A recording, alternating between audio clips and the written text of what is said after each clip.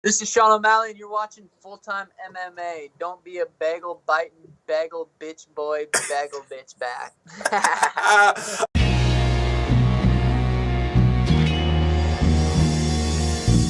Back to the daily grind, and shout out to the full-time patrons. Make sure to hit subscribe if you're new and hit thumbs up if you're not a baby back bagel biting bitch boy, because you know what time it is. It's full time MMA.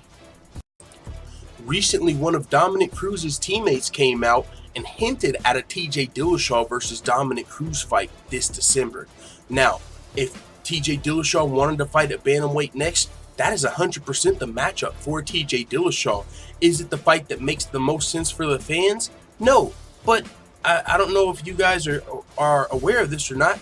We don't make the fucking decisions a lot of the time. A lot of the time, it's what's going to do the best business, not what fight do you personally want to see the most. Of course, if you're a hardcore fan, you're looking at guys like Marlon Moraes, Rafael Assunção, and these other bantamweight killers that are on the come up trying to get to this title shot.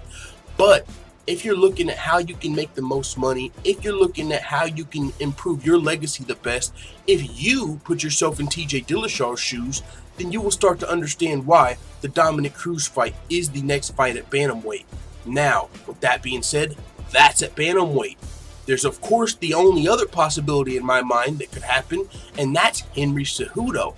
Now that fight has also been hinted at recently, a little less official on the MMA side, but still, we've actually seen some face-offs between TJ Dillashaw and Henry Cejudo. Now, it happened on TMZ, and then the other time it happened was on, like, Mario Lopez's TV show on Extra TV. So, it didn't happen in the MMA world, but there still was some marketing and some promotion in TJ Dillashaw versus Henry Cejudo. And so that led us to believe, okay, well, if the UFC's gonna put these guys together on a TMZ show or Extra TV and have them square off with their belts, that fight might be next.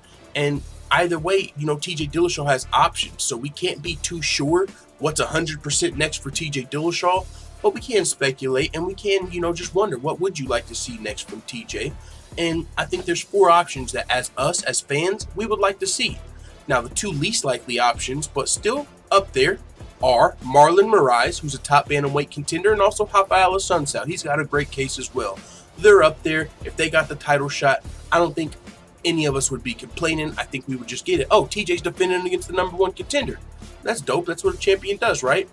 But if TJ Dillashaw is looking for the best possible paydays or the biggest legacy fights, which a lot of champions do, not just champions, the biggest stars of the sport.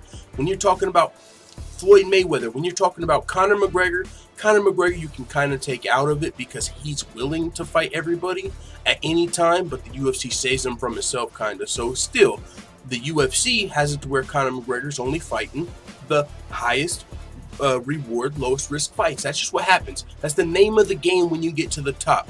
You take the highest reward for the lowest risk. If I'm the champion and I go up and fight at 170 and I win, it looks amazing. If I lose, it's because I was fighting at 170. If I'm Floyd Mayweather, I'm going to fight either a guy that I can beat or a guy that's going to bring me a whole lot of money. If I'm GSP, I'm going to fight a guy that's either going to raise my legacy or a guy that's going to bring me a lot of money. I'm not just in it just to fucking prove to you that I can beat every contender in the division. That's just not what people do at the top of the sport. And now TJ Dillashaw is a champion. Now, one thing I do want to bring up, and it might piss some people off, but if you're one of those guys, oh well, you know what I'm saying? What I just thought about is the fact that TJ Dillashaw has all these options. And like I've been pointing out, when you're at the top of the game, you get to do that. But actually, what I just thought about, there is somebody that doesn't get to do that. You know what I'm saying? Like, I'm over here giving credence to, what does TJ Dillashaw want next? Because a lot of times that matters. What does the champ want next? They have to agree to the fight. But you know when it doesn't matter?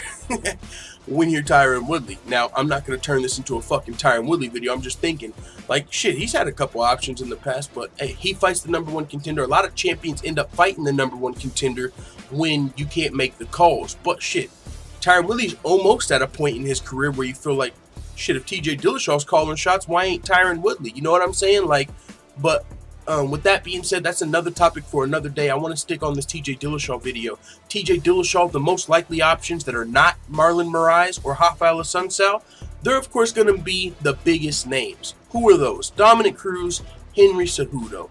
And so those are the two possibilities I think we're really left with, the most realistic opportunities as far as the UFC being a business, TJ Dillashaw being a fighter. What can they agree on as the champion and the company? What's going to be the best for both of them? Well, that's easy. That's going to be either Dominic Cruz or Henry Cejudo. And with that being said, I think we can narrow down TJ Dillashaw's next fight to those two guys.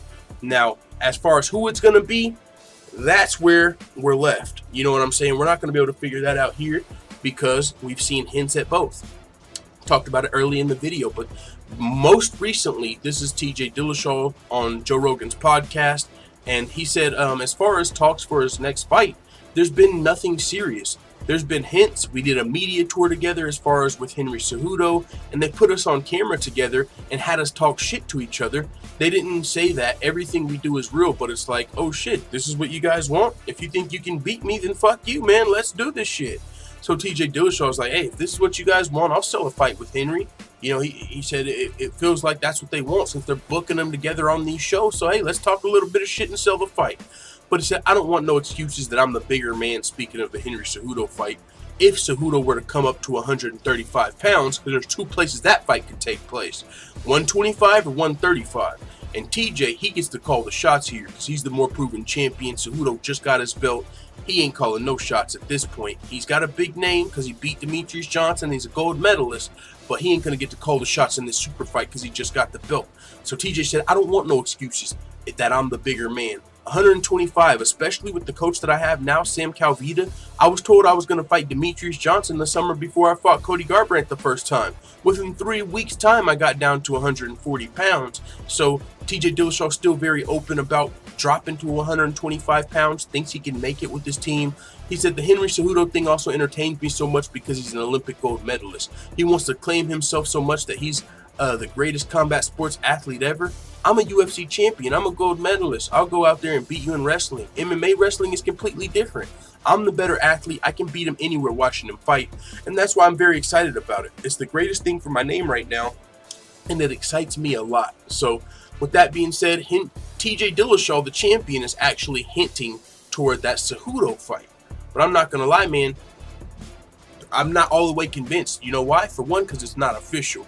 And whenever anything's not official, I'm talking announced on UFC.com, shit's liable to change. It don't matter if it's been announced on a UFC Twitter. It don't matter where the fuck you've heard it from, a reporter or reputable website.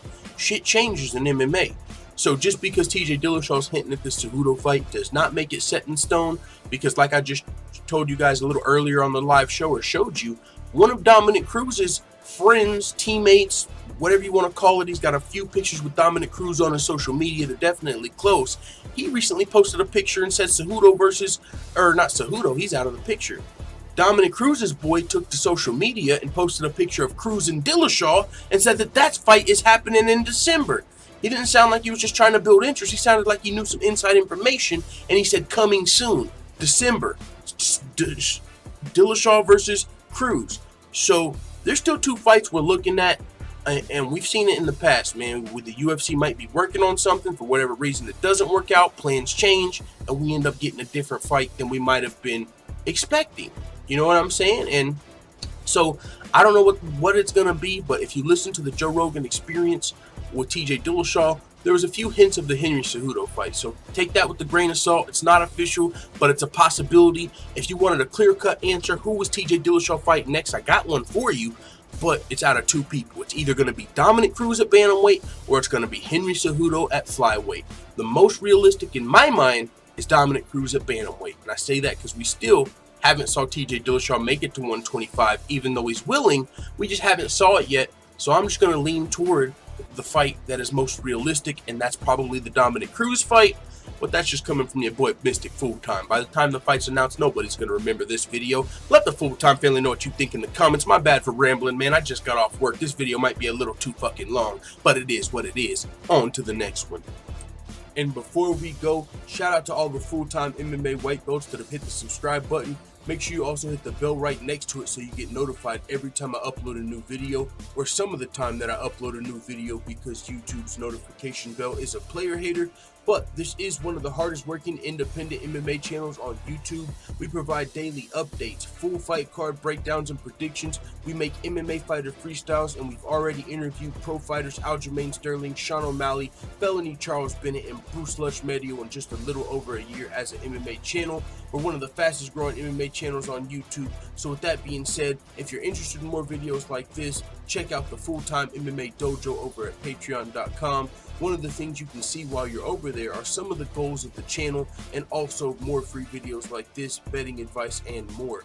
We just launched the Fulltime MMA store over on teespring.com, and we've got some limited edition gear in order to celebrate that. We've got some day one Foop the Other Side shirts that are only available for a limited time. Also, you got leggings, phone cases, Don't Be a Bagel Biter, coffee mugs, and more. With that being said, you can check the links out in the description if you want to check out the Fulltime MMA Dojo or the Fulltime MMA store on Teespring. I apologize about the long outro, but a closed mouth don't get fed, so respect. Let the Fulltime family know what you think in the comments. I'm out. Da da da da da. It's the motherfucking DOG.